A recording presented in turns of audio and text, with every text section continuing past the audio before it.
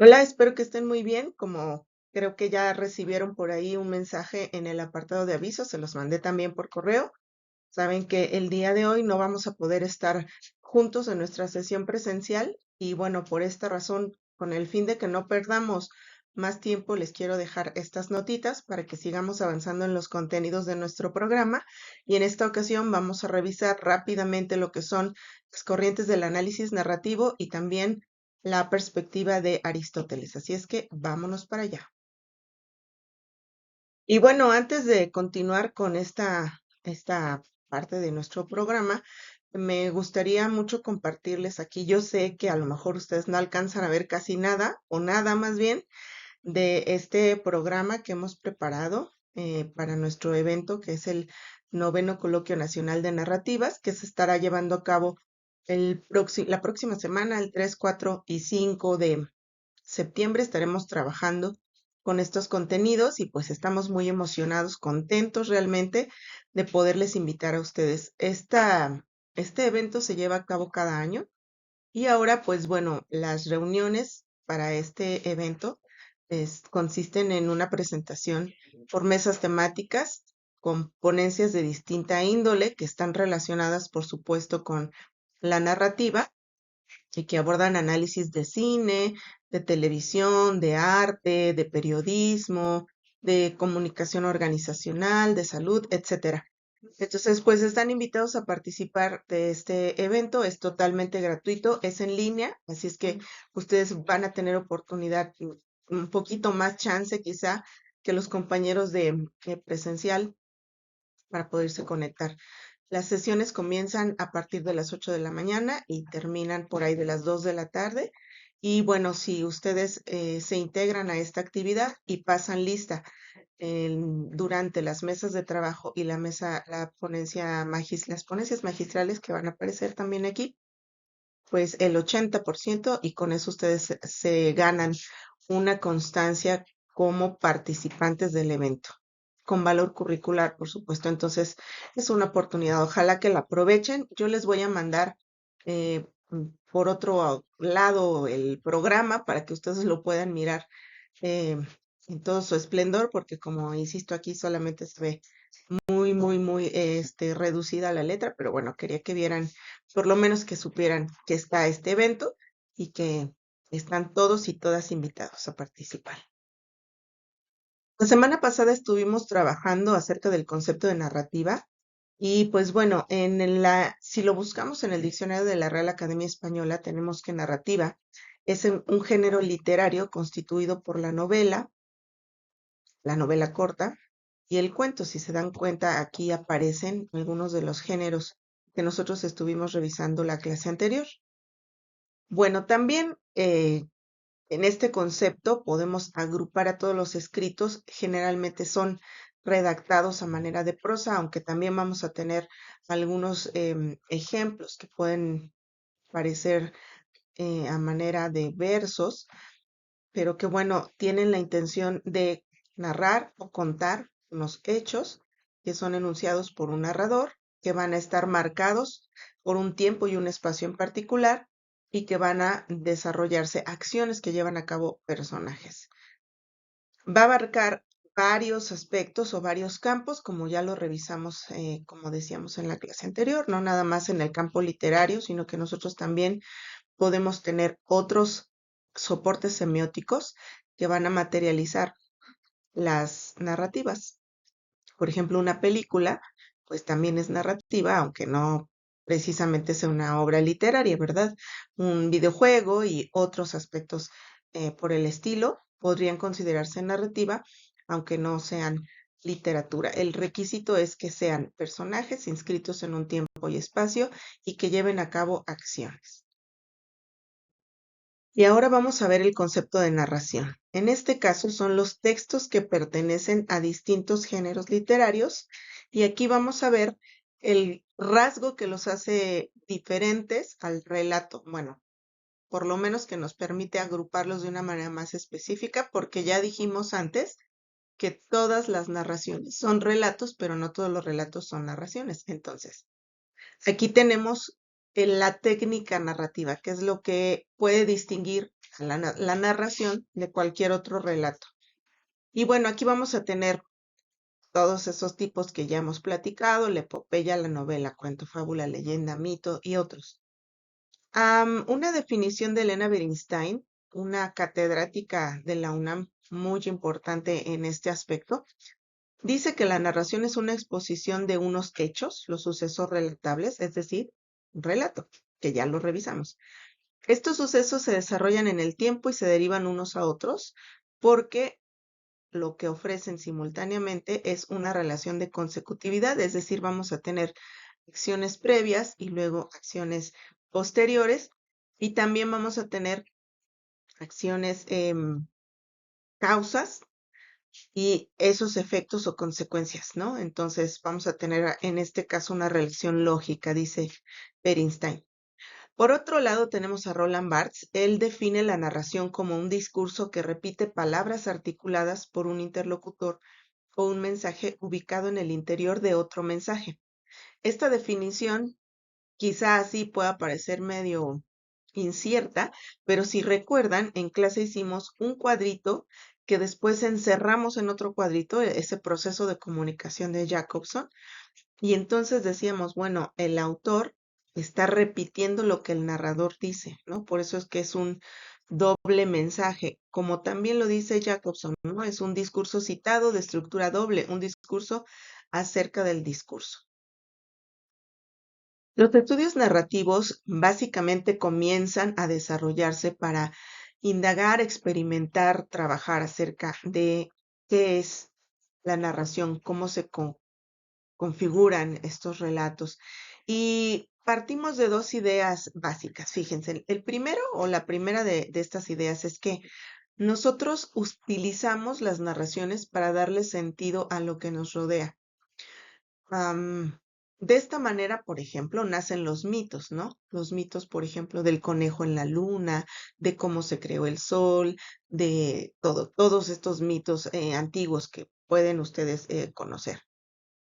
Y bueno, también otro ejemplo puede funcionar aquí, la terapia psicológica. Cuando nosotros visitamos a un psicólogo, ¿qué estamos haciendo ahí? Pues tratando de darle sentido a lo que nos ocurre. En realidad el psicólogo solo nos hace las preguntas correctas, ¿no? Bueno, ¿y por qué te sientes así? No, pues es que cuando era chiquita me regañaban mucho. A ver, cuéntame, que una cosa que te acuerdes. Ah, pues bueno, es que me acuerdo que una vez, ¿no? Y entonces terminamos la terapia y pensamos, ay, qué buen psicólogo. Pero la verdad es que lo que es positivo en este caso es que logramos darle un sentido a las cosas que nos pasan. La siguiente perspectiva o el siguiente enfoque es que nosotros usamos la narración casi como el lenguaje mismo. Ya también en la clase anterior nos dimos cuenta que nosotros de hecho usamos mucho más el discurso narrativo de lo que podemos reconocer, ¿no?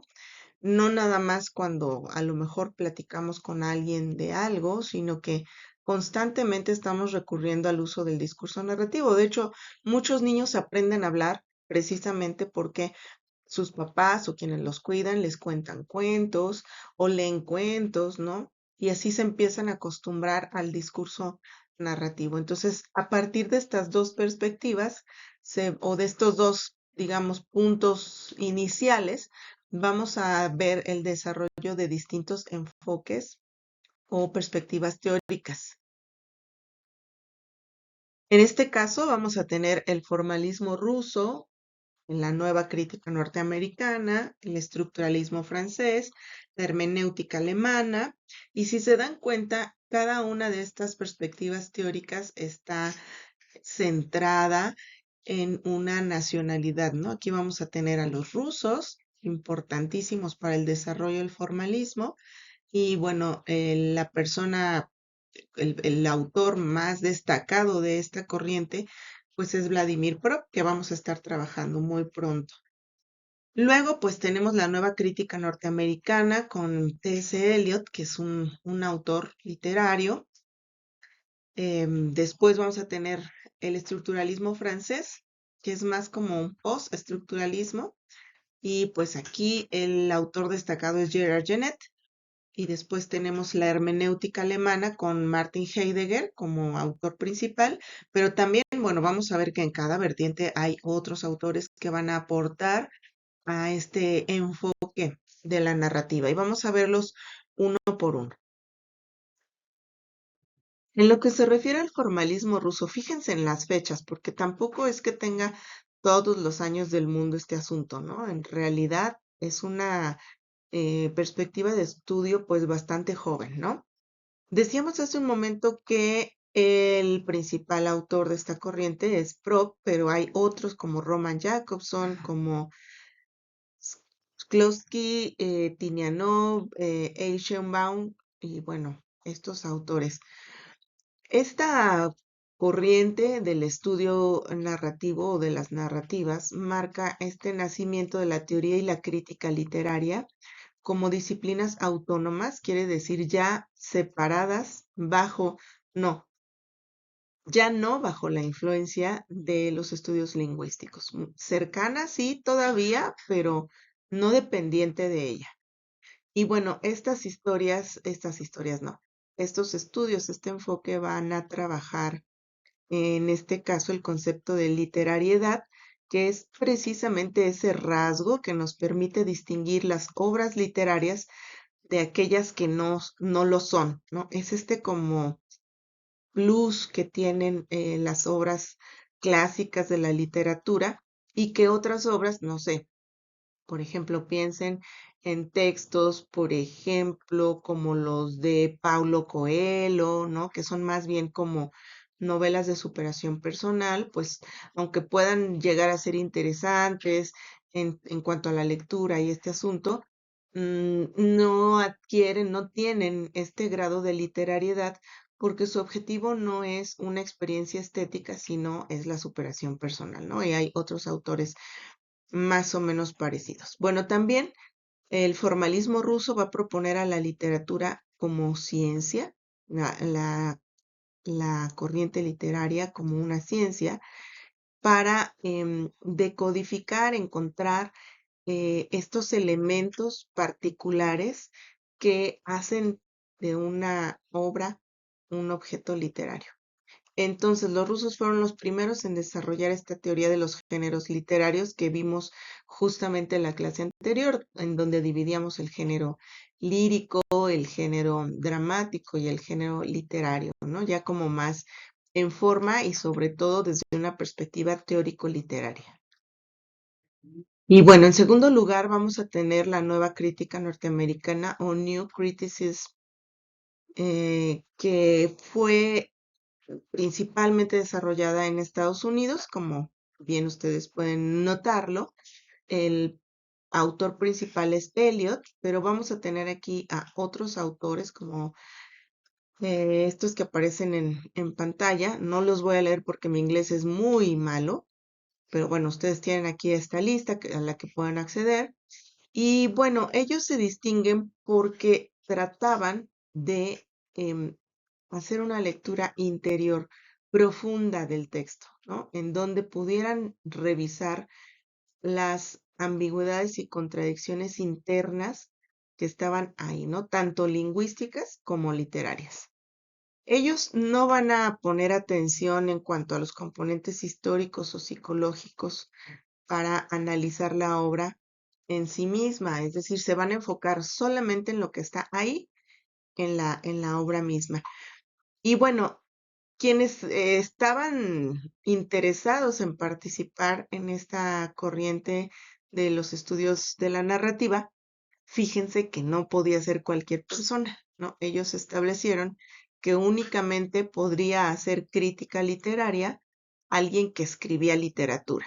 Entonces, probablemente ninguno de nosotros podríamos hacerlo. Bueno, probablemente haya alguien entre nosotros que le guste escribir y sus historias, y etcétera, y podría hacerlo, ¿no? Sí, desde este enfoque, pero pues la mayoría de nosotros no podríamos hacerlo porque pues no somos escritores, ¿no? Entonces ellos están mucho más centrados en la narratología del contenido. Bien, luego vamos a tener el estructuralismo francés, El autor principal aquí, dijimos hace un momento, es Gerard Genet, y vamos a tener otros autores que probablemente ustedes irán reconociendo estos nombres en el transcurso de este curso y pues bueno, de la carrera misma.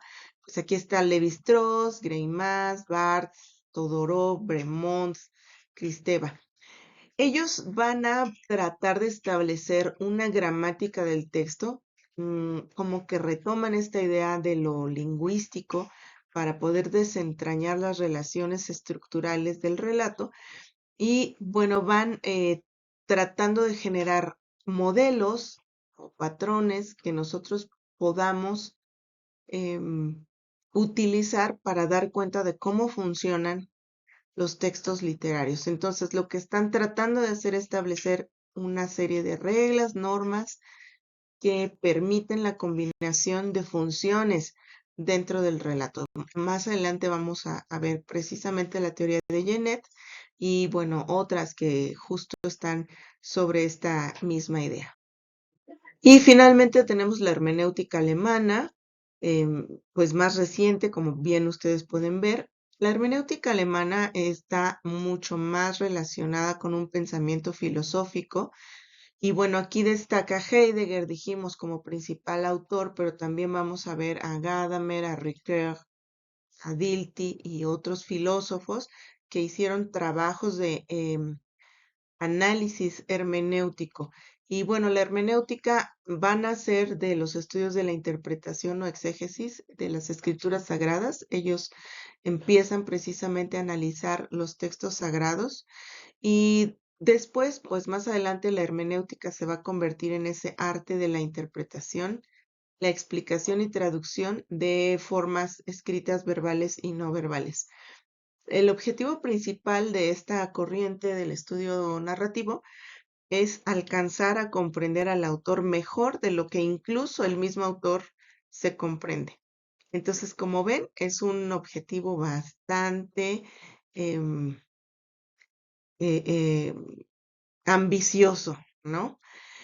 Y pues bueno, ¿cómo hacen esto? Van a intentar descifrar el significado complejo oculto que no es evidente en el relato, pero que está ahí de manera interna y en las estructuras profundas, ¿no? Están tratando de extraer el significado interno de la obra. Bueno, tenemos la teoría narrativa. Dentro de la teoría narrativa también vamos a tener otros conceptos importantes de destacar, la narratología como la ciencia o la teoría que estudia los textos narrativos, según la definición de Miqueval. Y bueno, Gerald Prince dice que la narratología es el estudio de la forma y el funcionamiento de la narrativa. Estas reflexiones no perdamos de vista que nacen para dar cuenta o explicar el texto literario, ¿de acuerdo? Recordarán, yo les he comentado en otra ocasión que a mí me gusta mucho ponerles ejemplos de cine. Creo que es algo como un poquito más cercano a nuestra realidad, pero es importante señalar que estas teorías en realidad nacen para dar cuenta de las obras literarias. Y pues bueno, también la clase anterior estuvimos trabajando estos conceptos de historia y relato relacionados o tratándolos de mirar desde la perspectiva del signo lingüístico de Saussure, en donde el significado pues es la historia, el significante es el relato. Y hay una cita interesante de García Landa que nos permite establecer un poquito mejor a qué nos referimos cuando estamos hablando de narración. Dice él, y cito aquí, la narración se concibe no ya como un simple género literario, sino como un esquema psicológico de ordenación de la realidad, un marco de referencia que permite dar un sentido a los acontecimientos, ya sean reales o imaginarios, insertándolos en una perspectiva temporal, perceptual o conceptual y poniéndoles un orden causal y teleológico. Y pues bueno, más o menos esto es de lo que hemos estado hablando en estos minutos de esta sesión, ¿no? Hay que tenerlo muy presente. Y ahora vamos a dar un recorrido muy rapidísimo sobre lo que es el modelo aristotélico para los estudios del relato narrativo. Pues como ustedes saben, Aristóteles es uno de los filósofos y los pensadores más importantes de la humanidad, diría yo, griego. Nació y vivió por ahí del siglo 4 antes de Cristo y bueno, tuvo influencia en muchas áreas del conocimiento. Por eso yo creo que es muy importante para el desarrollo de la humanidad misma. Y porque no solo pues aportó sus, sus ideas acerca del arte, sino que también tuvo influencia, por ejemplo, en la biología, en las matemáticas, en la metafísica y bueno, etcétera. Aristóteles es el autor de una obra que se conoce con el título de Arte Poética para los griegos, porque también tenemos arte poética de los latinos, que es de Ovidio, si mal no recuerdo. Am, y pues bueno, cada una de las regiones tenía este texto. El arte poética lo que hace precisamente es generar una serie de recomendaciones para que aquellos que quisieran dedicarse a escribir, pues pudieran seguir estas recomendaciones y desarrollar obras trascendentales, ¿no? Entonces, en este sentido, Aristóteles va a proponer ejemplos de autores pues ya consagrados en ese momento. Tenemos ejemplos de Homero, que es el principal rapsoda, ¿no? A quien se le atribuyen las epopeyas de la Ilíada y la Odisea, aunque por ahí cuenta la leyenda que probablemente él no sea el autor de estos textos, sino que solamente era el mejor declamador, ¿no? El mejor rapsoda que em, iba de lugar en lugar declamando estos versos. Y también vamos a tener varios ejemplos de la tragedia griega, de estos tres autores muy famosos en la época, Sófocles, Esquilo y Eurípides, que pues bueno, hablaban también sobre la guerra de Troya. Este era un tema pues recurrente dentro del arte, como lo vamos a ver más adelante. Entonces, Aristóteles va a escribir este texto justo cuando el imperio griego empieza pues, a la decadencia, ¿no? Ya va más bien hacia abajo. Bueno, pues Aristóteles establece que la tragedia, es más, no nada más la tragedia, sino todo el arte en general es una imitación, pero no piensen en imitación como nosotros tenemos este concepto en la actualidad de algo que es copiado o algo que es plagiado, sino más bien como una representación, ¿no? Él pensaba que todo el arte es una representación de la vida. Y si no, pues bueno, piensen, por ejemplo, aquí está señalado, ¿no? El teatro, ¿qué es lo que va a representar? Pues las acciones humanas en general, ¿no? Lo que ocurre en la vida misma.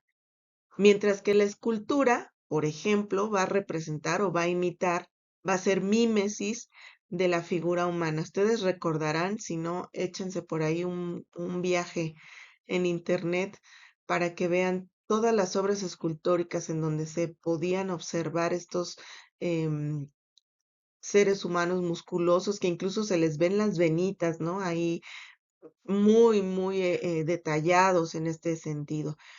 Tenemos también que la pintura va a imitar escenas, sobre todo escenas de batalla, porque una vez más, el tema favorito pues era la guerra de Troya, ¿no? La danza y la música pues es una representación o una imitación de las emociones humanas. A este concepto de imitación Aristóteles le llama mímesis, ¿de acuerdo? Entonces, los que mejor pueden hacer la mímesis en cuanto a la literatura pues son justo los escritores, ¿no? Porque ellos son los que dominan precisamente la palabra. Ahora, también cabe rescatar aquí que ellos no tenían el concepto de autor, por lo menos en este punto, ¿no? Ellos eran poetas, así es como les llamaba Aristóteles. Los poetas eran los encargados de elaborar las imitaciones o las mímesis a través de la palabra. En el arte poética vamos también a encontrar una distinción entre lo que es la tragedia y la comedia.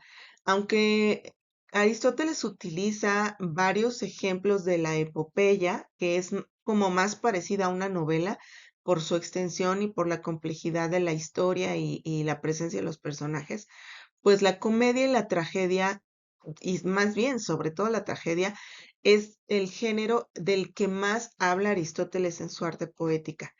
¿Por qué razón? Pues porque él, en primer lugar, hace esta diferencia, ¿no? La comedia en realidad, dice Aristóteles, no vale mucho la pena porque va en contra del ideal de perfección griego. ¿Qué quiere decir esto? Decía Aristóteles, fíjense. Cuando una persona o el público está ante la obra de teatro, si es una comedia, pues las personas se ríen y si se ríen, los rostros se desfiguran y entonces pierden esa perfección griega. Y más bien la tragedia es superior a la comedia en este sentido, porque en la tragedia lo que vamos a ver es la representación de las cosas mejores de lo que son. En la tragedia vamos a ver personajes virtuosos, nobles, ¿no? Ricos, que llevan a cabo sus acciones en lugares importantes como los palacios, los templos, y generalmente son personas llenas de virtudes, ¿no? Tienen por ahí algún error, algún defecto, pero en la tragedia lo que busca es destacar todos los valores que tienen estos personajes, mientras que en la comedia, pues todo lo contrario, ¿no? En la comedia vamos a tener personajes más bien de la baja sociedad, todos los sirvientes, los bufones, los trabajadores del campo y las acciones que ellos llevan a cabo son generalmente en espacios pues más como vulgares, como la cocina, los patios, el mercado, ¿no? Estos personajes se van a distinguir no por su belleza o por sus virtudes como en la tragedia, sino por los defectos, ¿no? De hecho, se hace énfasis en estos defectos. Vean aquí qué tipo de personajes están en las tragedias. Pues los enanos, los bufones, las mujeres con barba, ¿no? Em, la comedia, dice Aristóteles, ¿no? Va a explotar el peor humor y va a mostrar los vicios morales. Entonces, esta es la razón por la que Aristóteles va a preferir sobre todo a la tragedia, más que a la comedia. Y bueno, también se basa en la idea de que la imitación, esa representación de la que hablábamos anteriormente, es un rasgo natural del ser humano. Nosotros siempre estamos inclinados a imitar desde que somos chiquitos bebés. Vamos aprendiendo muchas de las cosas, incluso hablar lo hacemos a través de la imitación y muchas otras cosas, ¿no? Actitudes, parte de nuestra personalidad se desarrolla justo por medio de la imitación que viene desde pues nuestros primeros meses, incluso probablemente desde los primeros días de nuestro nacimiento.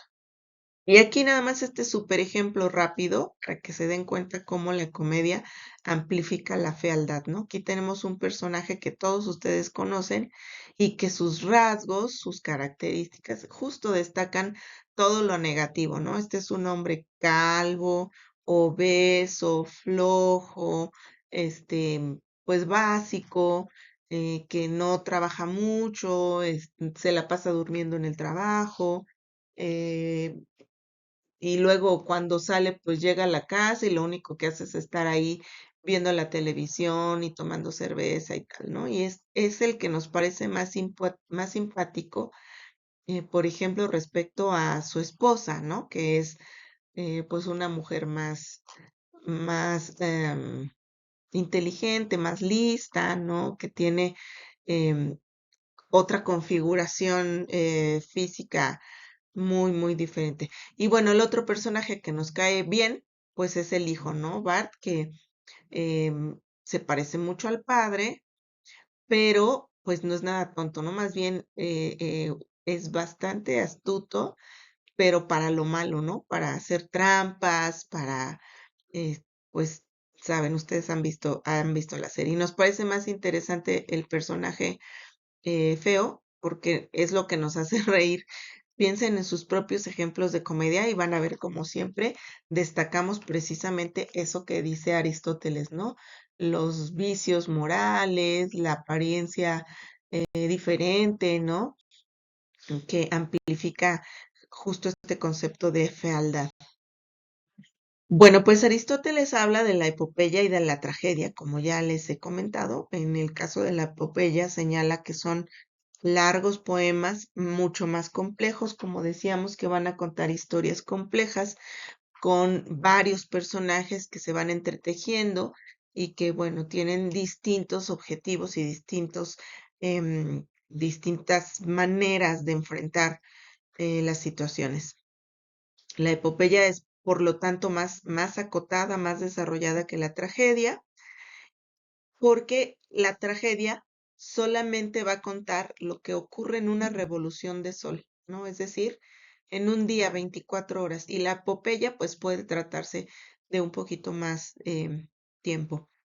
En la tragedia nosotros vamos a ver directamente actuar a los personajes, es decir, aquí nosotros vamos a ver los diálogos, no necesitamos la intervención de una entidad que nos explique lo que está pasando, porque pues está ocurriendo ahí ante nuestros ojos. Y en la epopeya sí requerimos de una entidad, en este caso es el narrador el que nos va mostrando lo que está ocurriendo en ese entorno diegético. Bueno, la tragedia se divide en 6 partes que aparecen aquí: la fábula, los caracteres, la elocución, el pensamiento, el espectáculo y la música, y ahora vamos a ir viendo cada una de ellas.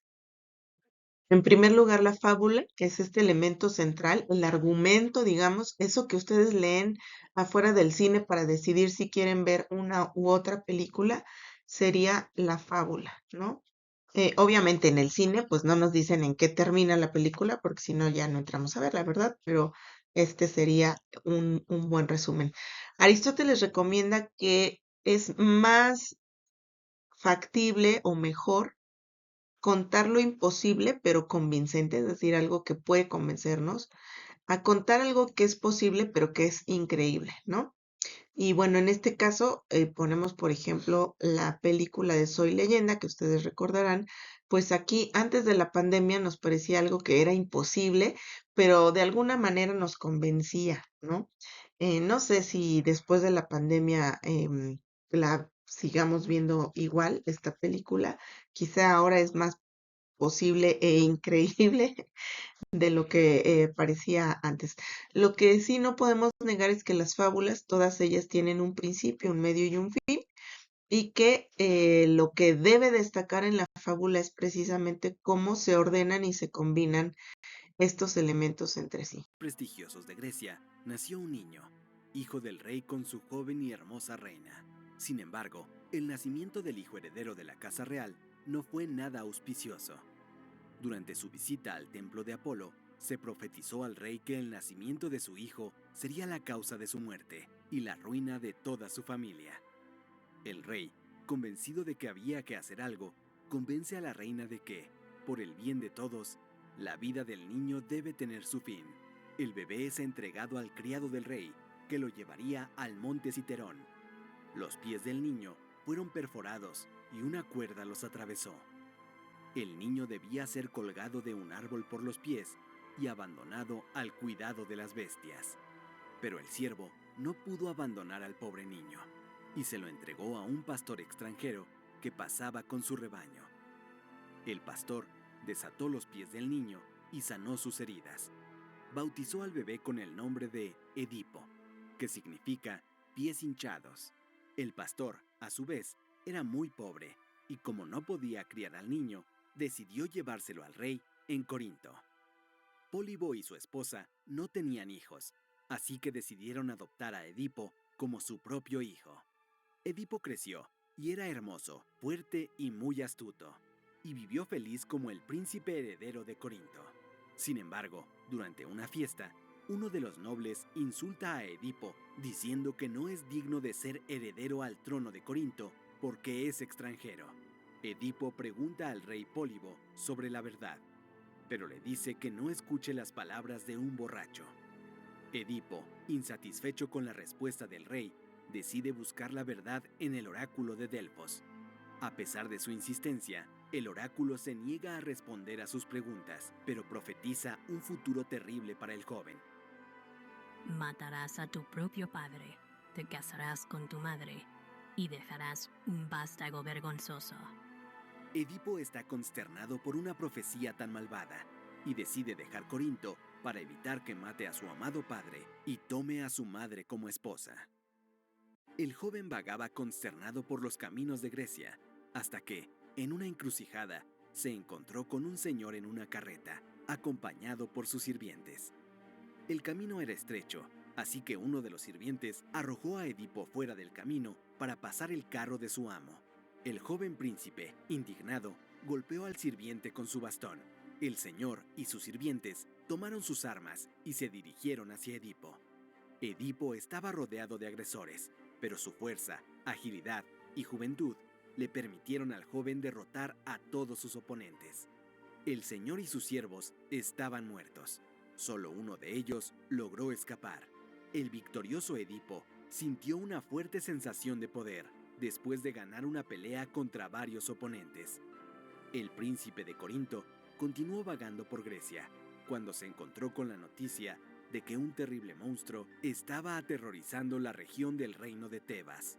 Edipo, sintiéndose empoderado tras su reciente victoria, se dirige a Tebas para enfrentarse a la temible Esfinge y marcar su nombre en el panteón de los héroes.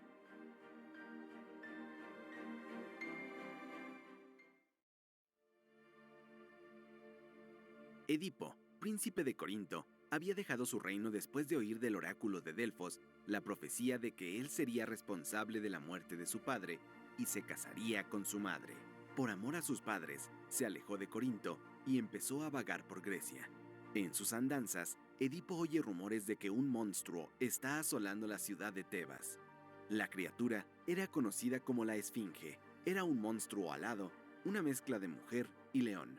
La vil criatura estaba sobre una roca cerca de la entrada de la ciudad, y todos los que se acercaron escucharon la siguiente frase pronunciada por la Esfinge. Descíframe, o te devoraré. Y poco después, la criatura presentó un acertijo a los que se atrevieron a acercarse. Todos los que trataron de resolver el acertijo fracasaron y fueron devorados. Creonte era rey temporal sobre Tebas, que estaba de luto por la muerte del rey Layo. Después de perder a su primogénito por la Esfinge, Creonte decreta que quien derrote a la Esfinge concederá en matrimonio la mano de su hermana Yocasta, reina y viuda del rey Layo. Y así, este héroe se convertiría en rey de Tebas. Edipo decide aceptar este desafío porque no tenía miedo de la muerte, y si muriera, al menos sabría que sus padres estarían a salvo de su terrible profecía. Edipo se encuentra con la Esfinge y oye la famosa frase: Descíframe, o te devoraré. Por la mañana tengo 4 patas, y al mediodía 2, y cuando llega el crepúsculo, tengo 3. De todas las criaturas es la única que cambia el número de patas. Pero cuanto mayor sea el número de patas, más lenta será su velocidad y fuerza. Edipo se enfrentó a la Esfinge, que ya se había mojado los labios esperando otra comida. Y así, el chico da su respuesta. La respuesta es el ser humano. Al amanecer de su vida se arrastra por encima de sus brazos y piernas. En la mitad de su vida camina sobre sus 2 piernas. Y al final de su vida, para caminar utiliza un bastón. La resolución del acertijo cubría a la Esfinge de una vergüenza insoportable y se lanzó de la cima de un acantilado. La Esfinge estaba muerta y Tebas estaba a salvo de nuevo. Creonte, como prometió, entregó la mano de su hermana Yocasta al héroe. Edipo era ahora rey de Tebas. Su esposa, a pesar de tener cierta edad, era todavía muy hermosa y fértil. Y con ella, Edipo tuvo varios hijos y vivió muy feliz. Pero oscuras nubes comenzaron a cubrir la ciudad de Tebas, un presagio de que algo terrible estaba a punto de suceder. Después de derrotar a la terrible Esfinge, Edipo recibió la mano de la reina Yocasta de Tebas en matrimonio y se convirtió en rey de Tebas. Con la reina, Edipo tuvo 4 hijos, los niños Eteocles y Polineses, y las niñas Antígona e Ismene. Pasaron muchos años y Edipo, a pesar de tener algunos defectos, era visto como un rey justo y bueno. Sin embargo, una plaga devasta la ciudad de Tebas y la enfermedad se cobra muchas vidas. La gente, desesperada, se dirige a su rey, que ya había salvado la ciudad en el pasado, y rogó a Edipo que la salvara de nuevo. El rey Edipo no elude su responsabilidad hacia la ciudad y ordena a Creonte, su amigo y cuñado, que vaya al oráculo de Delfos y descubra la causa de tal desgracia. Creonte regresa del oráculo con la respuesta a la causa de tal calamidad. Revelaré lo que me dijo Apolo a través del glorioso oráculo de Delfos. Nos ordena expresamente que purifiquemos la tierra de la ciudad sagrada de Tebas, que está manchada gracias a un vil criminal. El oráculo reveló que la plaga persistiría hasta que el culpable de la muerte del rey Layo, el antiguo rey de Tebas, sea expulsado de la gloriosa ciudad de Tebas, que utiliza como refugio. Todo lo que se sabía era que el rey Layo había sido asesinado por una banda de ladrones en una encrucijada, pero sus identidades eran desconocidas. Edipo se llama a sí mismo la responsabilidad de desentrañar la identidad de un elemento tan vil que se esconde entre los muros de Tebas y dice: cualquiera que conozca la verdadera identidad del asesino es convocado para que me informe de lo que sabe. No temáis ningún tipo de represalia, sea quien sea el criminal, seréis debidamente recompensados. Quiero que el asesino sepa que si se rinde voluntariamente, su integridad física será preservada y no sufrirá ningún castigo, excepto el exilio requerido por el oráculo. Y quiero que todos sepan que no descansaré hasta que el hombre responsable de la muerte de Layo sea encontrado y expulsado de esta ciudad, aunque sea parte de mi corte o de mi familia. Y ruego a los dioses que castiguen a ese súbdito e impongan todo dolor y sufrimiento sobre él. Creonte sugiere que se llame a Tiresias. El viejo ciego era un notorio adivino y con la ayuda de sus poderes se pudo encontrar al criminal.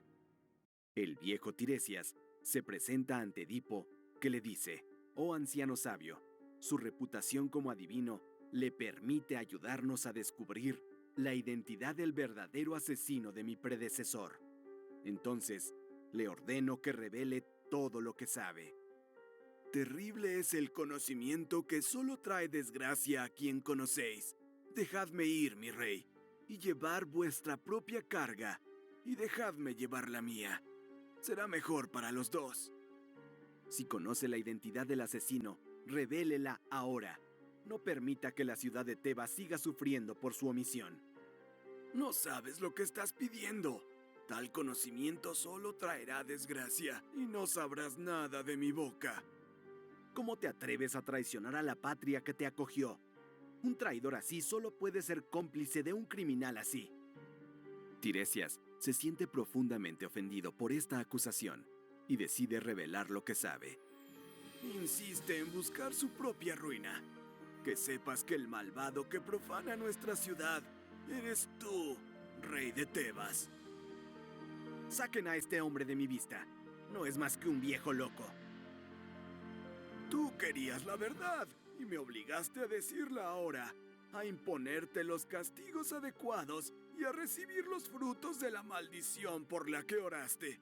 Porque yo conozco la poderosa verdad y se dice lo que se dice.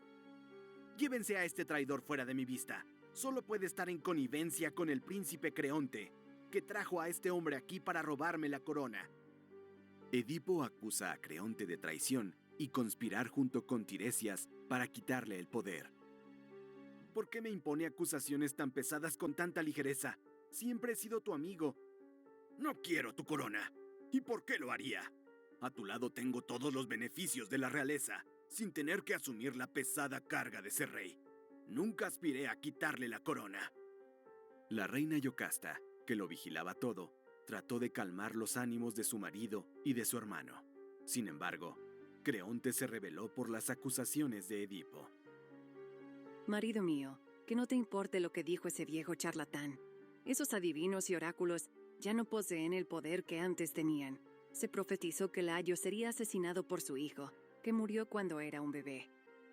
En este momento, se anuncia la llegada de un mensajero de Corinto, la ciudad donde reinaban los padres de Edipo. Mi señor, traigo tristes noticias de Corinto. Su viejo padre ha fallecido.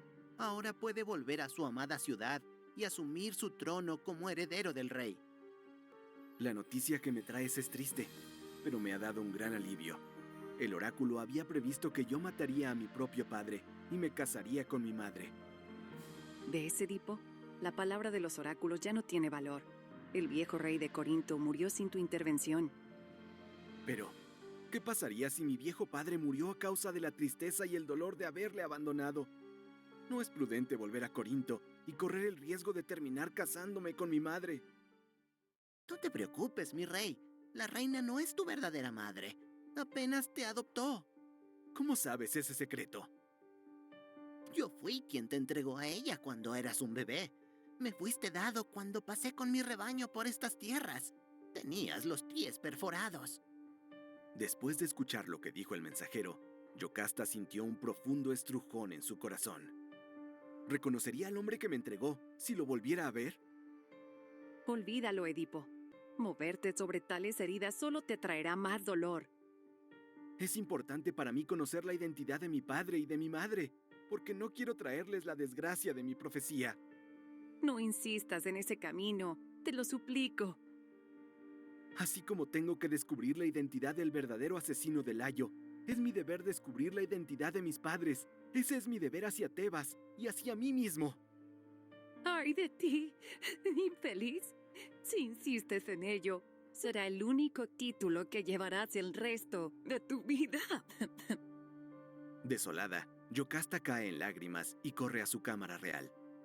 Edipo no entiende la razón de la reacción tan exaltada de su esposa y cree que Yocasta debe temer que sus padres provengan de clases bajas, y esto empaña el nombre de su familia. Mientras Edipo hablaba con el mensajero, se le dice que el único testigo del asesinato del rey Layo fue llevado ante la corte.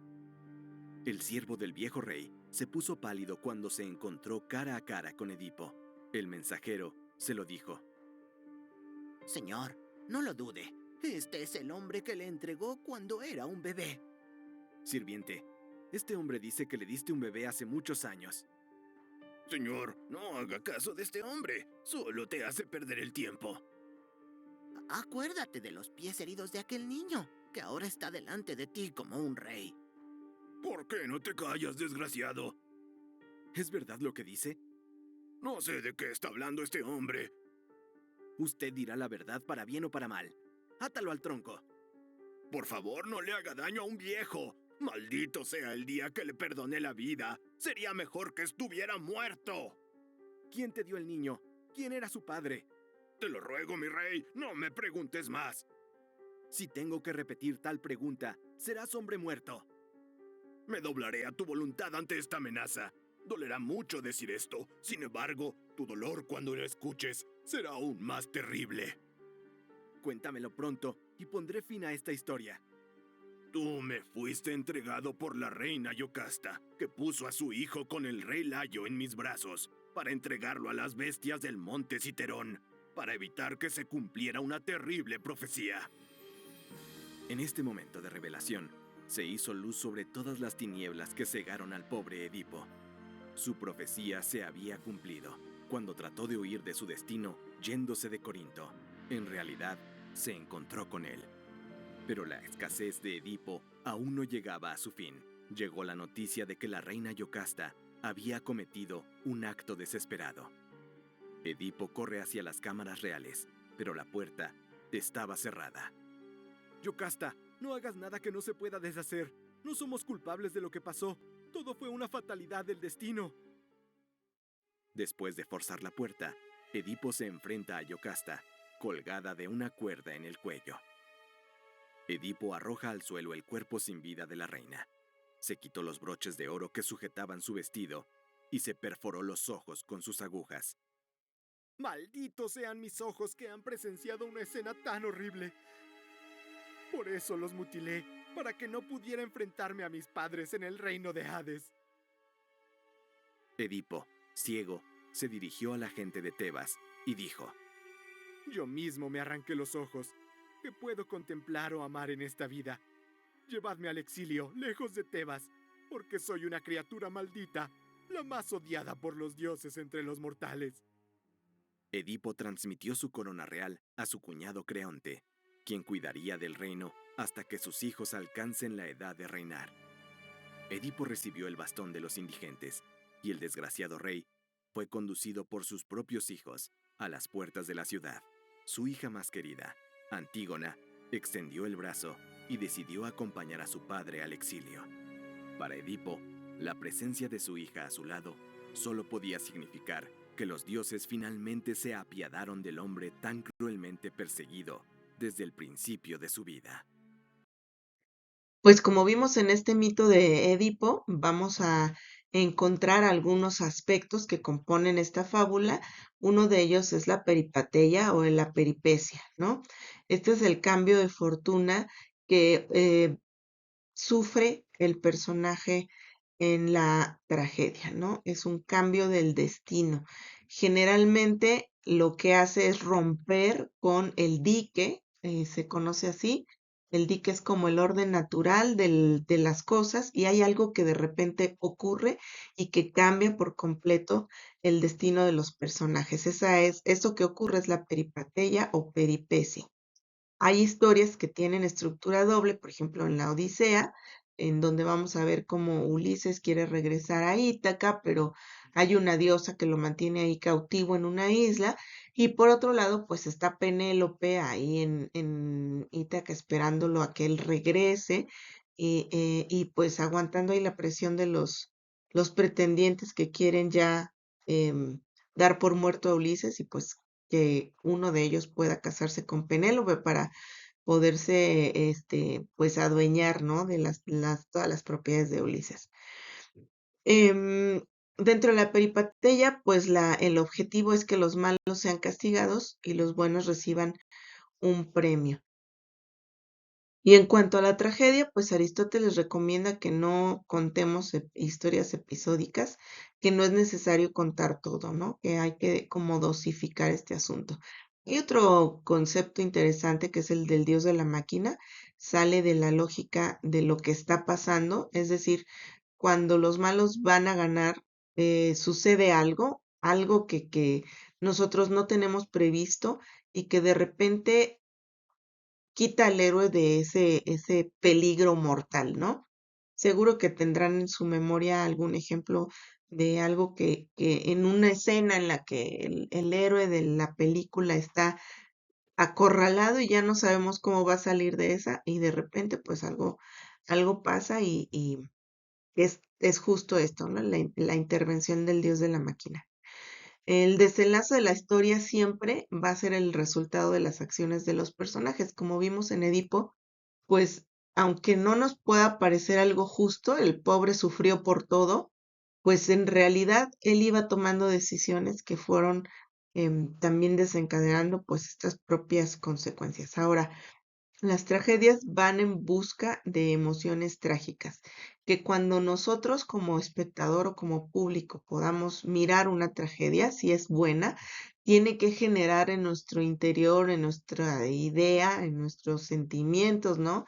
Pues miedo, compasión, depende del tema que se está tratando en la tragedia y también nos debe de llevar a identificarnos con el personaje. Por eso cuando estamos viendo algo que nos empieza a afectar, ¿no? La manera en la que se llevan a cabo los eventos, pues nos sentimos un poco como parte de esta historia, ¿no? Como si nosotros fuéramos el protagonista. Y justamente por eso viene aquí este proceso de catarsis, ¿no?